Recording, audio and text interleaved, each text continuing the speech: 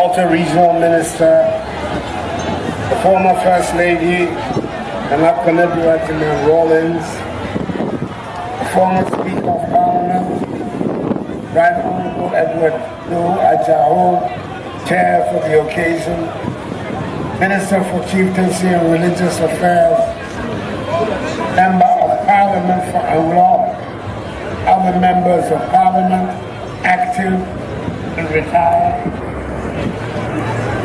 District Chief Executive for Angola, other municipal and district chief executive,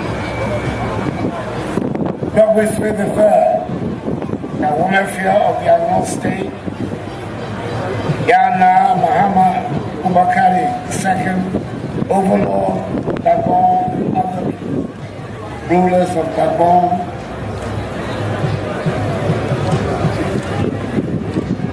the chair of the National Democratic Congress,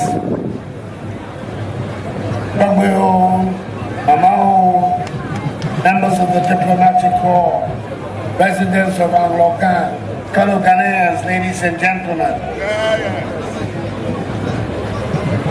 Very happy to finally made it here today and be able to participate in the celebration of the famous Tutu Festival. Better late than never, the saying goes. I suspect that all things considered, this year might turn out to be a most suitable time for me to have come. Omefia, thank you very much for the invitation and for this reception. It's always such a pleasure to see the exhibition of beautiful cultural activity. Confidence and pride in our culture are some of our strongest attributes. We should not hesitate to make a display of them at every opportunity. I'm impressed also in the list of guests that Togo has been able to attract to this ceremony. I trust I'll be excused if I make special mention of the presence here, the mighty overlord of Gabon, Yana Mahama Ubakari II. I know moving the Yama and his retinue takes quite some effort. His presence here speaks volumes about the importance he attaches to relations between the Angola and Gabon kingdoms and people.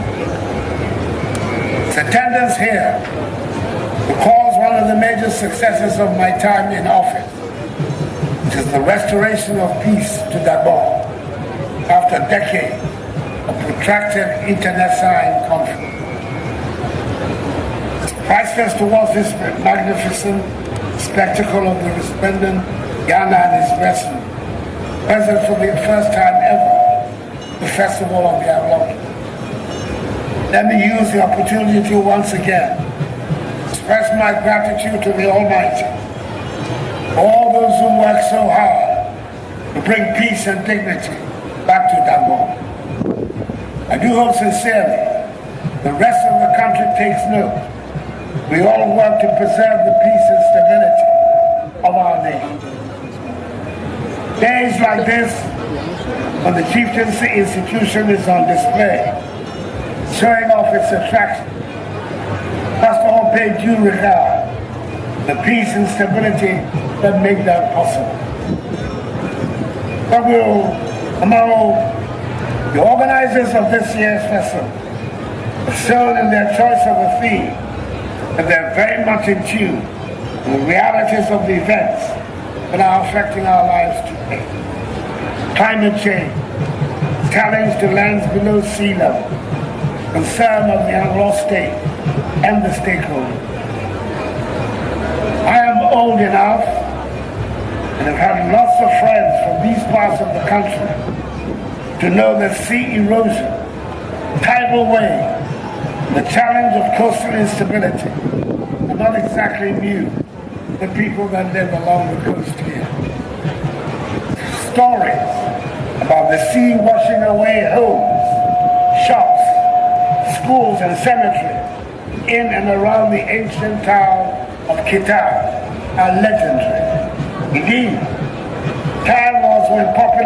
problem was that those who could afford amongst the Anglo elite were all building their retirement homes far away from Qatar, in the regional capital of home, so they could save themselves from the ravages of the sea. Some homes of friends of mine, of my parents, which we used to visit as children, have disappeared into the sea. With time, attitudes changed, and it was decided that Qatar must be saved, and with that came various attempts to construct a defense wall. We must acknowledge the significantly brave role played by the first NPP government, led by His Excellency John Akuffo, the second president of the Fourth Republic, and the seminal role of the lead engineer, the late Akuffo Addo III, who was the chief of nearby Alakway. Some will remember Akuffo Addo's hard work, not just in getting the project executed professionally, but also in his attempts to make the community take on board the importance of finding an accommodating way to live with nature.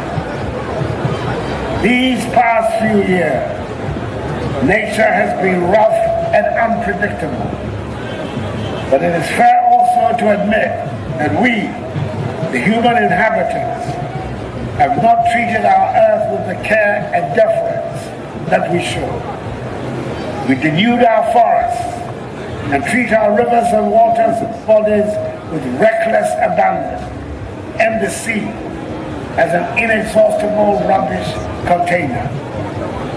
Unsurprisingly, with time, the orderly nature of our world seems to have been turned upside down. We can no longer predict with much confidence the seasons that have guided human behavior for centuries. As we consider the events occasioned by the spillage of water from the Akuffo Addo Dam, the reality of the effects of climate change have been brought more forcefully home to us in our country. Since the dam was built back in 1965, the VRA which manages it has never been constructed with a series of events that led to the unfortunate flooding of the lower Volta Basin. The areas around here have also been experiencing flooding, not all caused by the spilling, but no less dramatic and with similar effects on lives and livelihoods. As our president, I'd like to state how pleased I am by the reaction of the Ghanaian people to the crisis.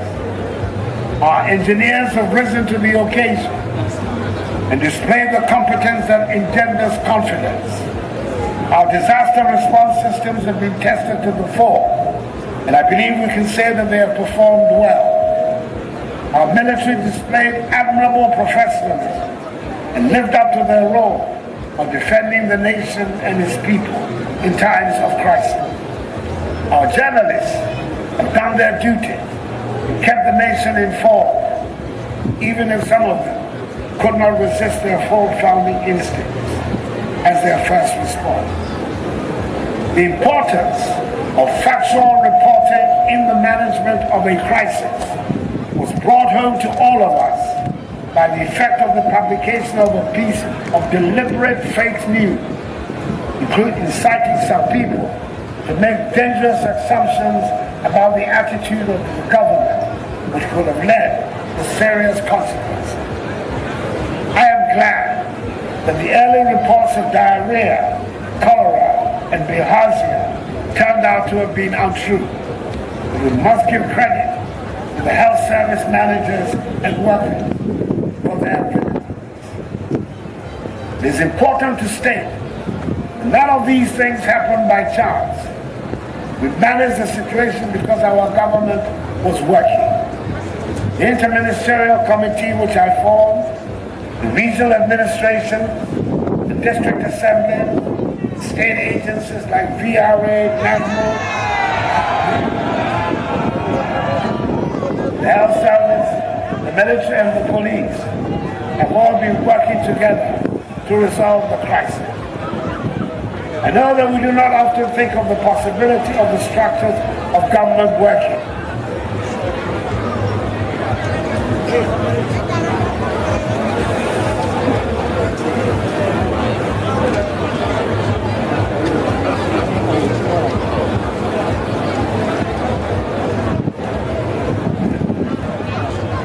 Hello. I pay homage to the many private sector and ordinary citizens who made donations and offers of help in various ways.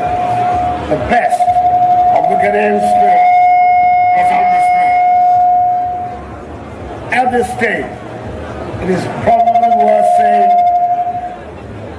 a few words on the rumpus I appear to have generated by some innocent comments I made during my visit to the flood area in Mepe. I'm grateful to the Queen Mother of Mepe, Akuffo Addo IV, for her brave defense of my comment. I've made no attempt to hide my determination to woo the people of the Volta region, my political party, the New Patriotic Party. That I have not yet succeeded does not mean I shall stop my efforts. I'm convinced that the NPP should be the natural home for the people of the Volta region. This is based not just on ideological reasons, but also on historical ones too. Permit me to cite one of those reasons. In 1960, Dr. J.B. Danko stood on the ticket of the United Party, the predecessor party of the NPP, to contest Dr. Kwame Nkrumah of the Conventional People's Party for the presidency of the new republic. In that election, Dr. Danko won decisively here in Agro and in the whole West, even though he lost in the country. Need I say more? Until that day comes, when the Volta region returns home to its proper political roots, I shall continue to try to woo it. And you must all, in the meantime, overlook the apparent controversies of a yet to be successful suitor. I live in active hope that I'll see the reversal of the fortunes of the NPP in the Volta region in my lifetime. My good friend Thomas III, Inspector, former Commissioner of Police, I'm glad that you acknowledge the infrastructural developments that my government has brought to this area. I'm looking forward especially to the completion of the Agenda 111 hospital being constructed in Agodui, my being able to commission it into service before I leave office. I have similar expectations for the completion of the TVET structure that will meet the needs of the community by providing skill training for our young people. I hear you on the list of outstanding infrastructure problems you have enumerated. I'm very much aware of the roads that need to be built in this area, how important they are, not just for the people here, but as critical routes for our country. Hoping that as soon as the roads ministry is able, they will receive the attention they deserve. Much as we know what needs to be done, we should also not forget that my government has constructed 432 kilometers of roads in the Volta region, unprecedented achievement.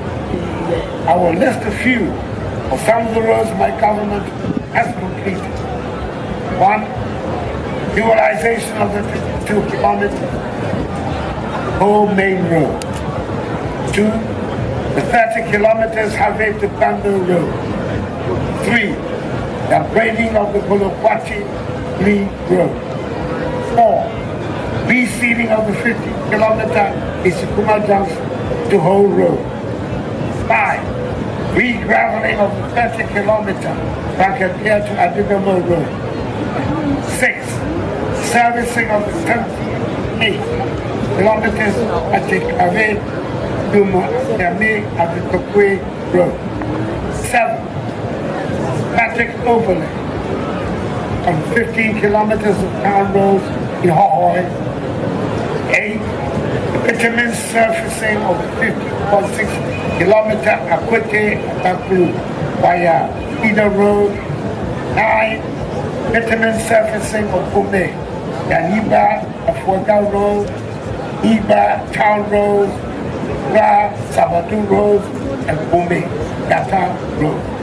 10. Servicing of the 12-kilometer Tiko Koviati Trepi Road. 11. Bitumen surfacing of the 9.7 kilometer Lediko Ote Tiko and Koviati Peter Road. 12. The bitumen surfacing the 9.7 kilometer Liat Oyira Fudumi Aho Road. 13. Grading of the 2.5 kilometer Clefling Town Road. 1. It's ongoing on the 5.3 kilometer whole bypass dualization process. Stands at 7% complete. As is 1. The upgrading of 8 kilometers of selected roads hit the south at 48% complete. All of here, Kamuyo, Mamao, Tekos, Davis, and Denver. At the end of 2016, before I came in office, only 130 kilometers, that's 5 kilometers, that is 20% of Eastern Corridor Road was in good condition. As at the end of 2022, 366 kilometers, that is 74% of the corridor, has improved from poor to good condition. This had a positive impact on the movement of goods and long term.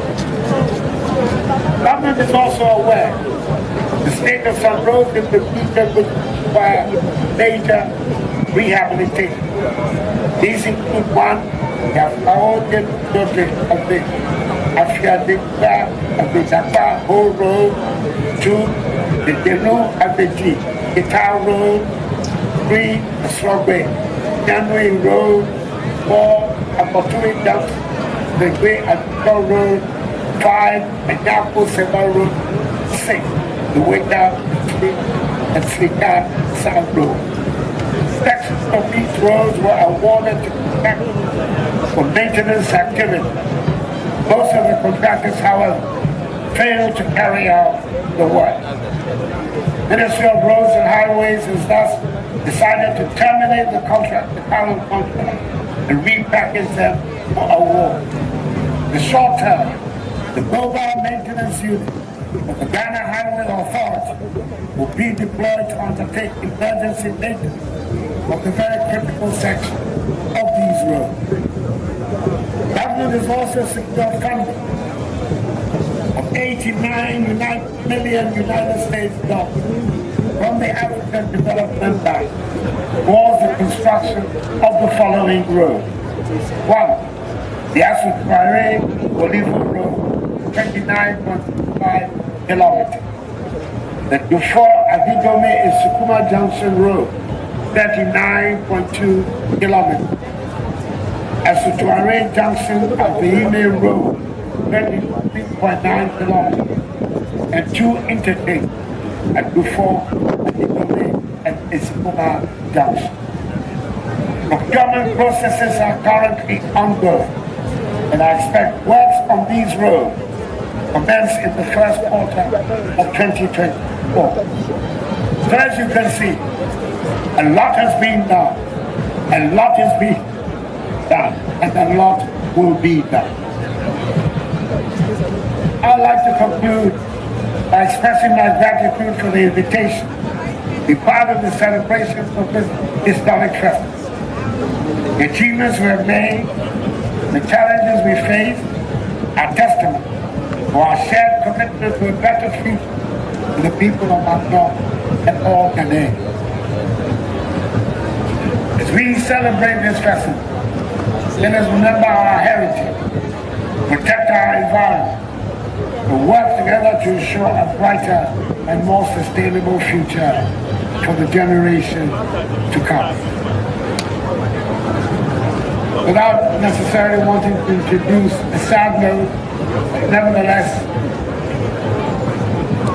must recollect that next week, that is a week on Sunday, 12th November, will be the 3rd anniversary of the death of a most eminent son of Angola and Ghana, the first president of the Fourth Republic, the late Jerry John Rawlings. May his soul continue to rest in perfect peace, the bosom of the Almighty, until the last day of the resurrection, when we shall all meet again. Amen. Amen.